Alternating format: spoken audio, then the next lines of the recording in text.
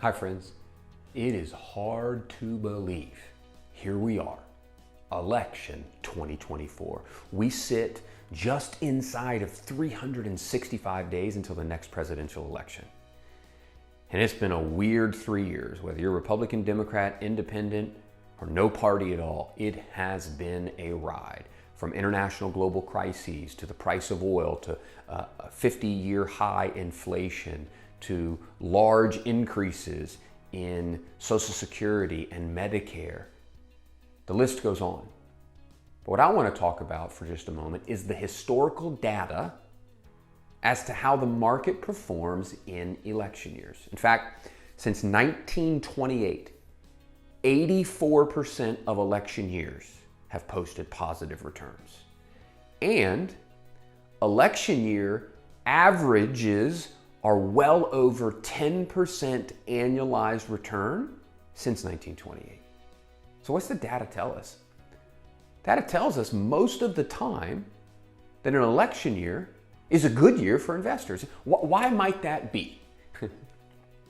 Bill Clinton and his team said it best when they beat George Bush won in the 1992 election. He said, it's the economy, stupid. And what he was making a nod to is what we all now know. It's people vote with their pocketbooks. In fact, and this is not politically inclined in any direction, but it is the facts. President Trump in early February 2020, on both Republican and Democratic polls, had a 76% chance of re-election. 2 weeks later, country shuts down, the market contracts. It drops 35% in 30 days, one of the most violent drops in US market histories. President Trump loses the election in November. But the market finished up 16% for that year. So while the market was in alignment, actually above, with its historical election year behavior,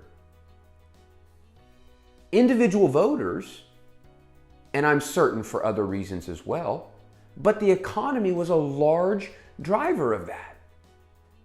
So what conclusions can we draw? Well, there's still a lot of ground to cover between now and November 2024, but here is one thing. We have seen that no matter which administration it is, Republican or Democrat,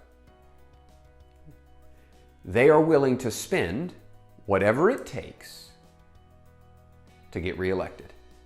And when I say spend, I do mean using the Treasury Department as a money printing machine to keep excess cash in the system. So our expectation is we are far more likely to have a historical election return year in the low double digits. We are far more likely to have that than we are the 14% negative return years. Now there's more to come on our election, but our first glance forward is to say, it looks like there is no amount of money that won't be printed to make sure that investors and primarily voters feel better going into November 2024 than they did November 2020. Thanks for watching. I'll see you next time.